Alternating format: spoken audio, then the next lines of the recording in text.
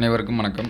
ரீசெண்டாக லாஸ்ட் ஒரு 2 to 3 days முன்னாடி ப்ளஸ் வந்து இப்போ இந்த நியூஸ் வந்து பார்த்துருக்கலாம். என்ன அப்படின்னு சொல்லி பார்த்தீங்கன்னா, அரசோட ஓய்வு வயது வந்து உயர்த்த பரிசீலனை. அதாவது 60 வயசாக இருக்கக்கூடியது 62. ஆல்ரெடி ரிட்டையர்மெண்ட் ஏஜ் அப்படிங்கிறது 58 இருந்துச்சு.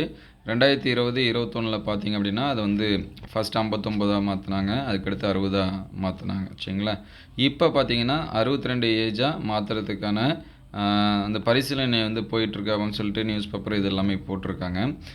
ஒரு சில கட்சியோட தலைவர்கள் இதெல்லாமே பார்த்தீங்கன்னா அதுக்கு எதிர்ப்பு இந்த மாதிரி சொல்லியிருக்காங்க. இதில் என்ன சொல்லியிருக்காங்கன்னா, அரசுக்கு பார்த்தீங்கன்னா 19,000 கோடி வந்து நிதி நெருக்கடியை சமாளிக்கிறது. ஏன்னா அவங்க வந்து இப்போ ரிட்டைர்மெண்ட் ஆகிறவங்க எல்லாமே பார்த்தீங்கன்னா பென்ஷன் ஸ்கீமு இது எல்லாமே இருக்காங்க. ஸோ அவங்களுக்கு வந்து பார்த்திங்கன்னா அவங்களுடைய அந்த பணப்பலன் இதெல்லாமே சொல்லுவாங்க, அந்த ரிட்டைர்மெண்ட் ஆகிறப்ப கொடுக்குறது. அது எல்லாமே பார்த்திங்கன்னா கிட்டத்தட்ட 19,000 கோடிக்கு வந்து வருது அப்படின்ற மாதிரி சொல்லியிருக்காங்க.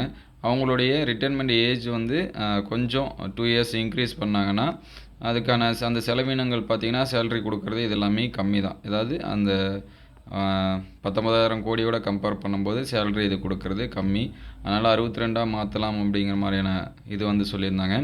இதில் நிறைய பேர் வந்து அப்செட் ஆகிருக்கிறது என்ன அப்படின்னு சொல்லி பார்த்திங்கன்னா, எக்ஸாம்ஸ்க்கு இந்த மாதிரி படிக்கிறவங்க. சரிங்களா?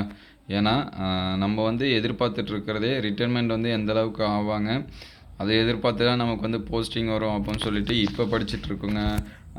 ஃப்யூச்சரில் காம்படிட்டிவ் எக்ஸாம்ஸ் இந்த மாதிரி எழுத போகிறவங்க, காலேஜஸ் வந்து ஜாயின் பண்ண போகிறவங்க எல்லாமே அதை மைண்டில் வச்சு தான் என்ன பண்ணுவாங்க, படிப்பாங்க.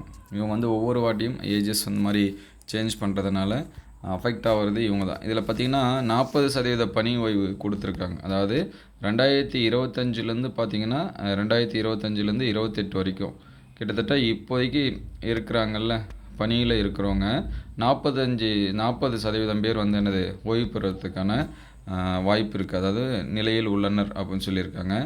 அவர்களுக்கான பலப்பலன்களை வழங்க ஆண்டுக்கு 19,000 கோடி வரை நிதி தேவைப்படுகிறது. அதே நேரம் சம்பளமாக வழங்கினால் வெறும் 600 கோடியில் சமாளித்துவிடலாம் என்ற அதிகாரி கணக்கிடுவதாக தகவல் வெளியாகியுள்ளது அப்படின்னு சொல்லியிருக்காங்க.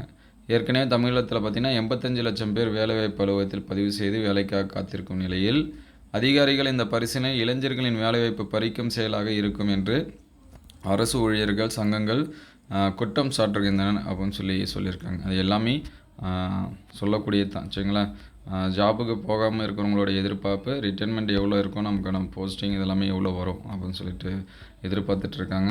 இந்த மாதிரியான நியூஸஸ் வந்து அவங்களுக்கு வந்து இதாக இருக்கும். இதில் இன்னும் ஒரு சில தகவல் எல்லாமே சொல்லியிருக்காங்க, இளைஞர்களை வந்து பாதிக்கும் அப்படின்னு சொல்லிட்டு. இதில்னா தமிழ்நாடு தலைமைச் செயலக சங்க முன்னாள் தலைவர் பீட்டர் கூறுகையில், அரசு ஊழியர்கள் ஆசிரியர்களோட ஓய்வு பெறும் வயதை 55 குறைக்கலாம் என்ற ஒரு கருத்துரு கடந்த சில ஆண்டுகளுக்கு முன்பு இருந்தது.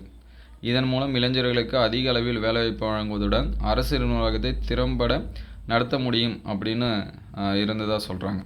அதற்கு அரசு ஊழியர்கள் மத்தியில் எதிர்ப்பு இருந்தாலும் இளைஞர்களுக்கு வேலைவாய்ப்பு வந்து என்னது கிடைக்கும் அப்படிங்கிற மனநிறைவு இருந்ததாக சொல்கிறாங்க.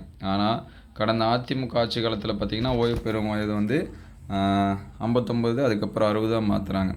இப்பயும் பார்த்திங்கன்னா அதே போல் நிதி நெருக்கடி காரணம் காட்டி 62 உயர்த்தலாமா அப்படின்னு சொல்லிட்டு ஏற்றுக்கொள்ள முடியாது. அது வந்து இளைஞர்களை பாதிக்கும் அப்படின்னு சொல்லியிருக்காங்க. ஸோ பழைய மாதிரி 58 மாற்றினா நிறைய யங்ஸ்டர்ஸ்க்கு வந்து பார்த்திங்கன்னா நியூவாக எக்ஸாம்ஸ்க்கு வந்து ப்ரிப்பேர் பண்ணுறவங்களும் அவங்களுக்கு எல்லாமே ஹெல்ப்ஃபுல்லாக இருக்கும். மறுபடியும் 60, 61 எஸ்டன்ஸ் எல்லாமே நமக்கு ஒரு சில டிபார்ட்மெண்ட்டில் கொடுக்குறாங்க. அப்போ அவங்க எல்லாமே ரிட்டர்ன் ஆனால் புதுசாக ஜாப் வந்து இதற்காகவே படிக்கிறவங்க எல்லாமே நிறைய பேர் வந்து இருக்காங்க. ஸோ அவங்களுக்கும் ஹெல்ப்ஃபுல்லாக இருக்கும். ஸோ எல்லாத்துக்கும் சாதகமான முடிவாக வர மாதிரி எல்லாமே முடிவு பண்ணாங்கன்னா எல்லாத்துக்குமே அது வந்து ஹெல்ப்ஃபுல்லாக இருக்கும். ஸோ அடுத்தடுத்த அப்டேட்டட் நியூஸ் வந்துச்சுன்னா நம்ம அப்டேட் பண்ணுவோம். தேங்க்யூ ஃபார் வாட்சிங்.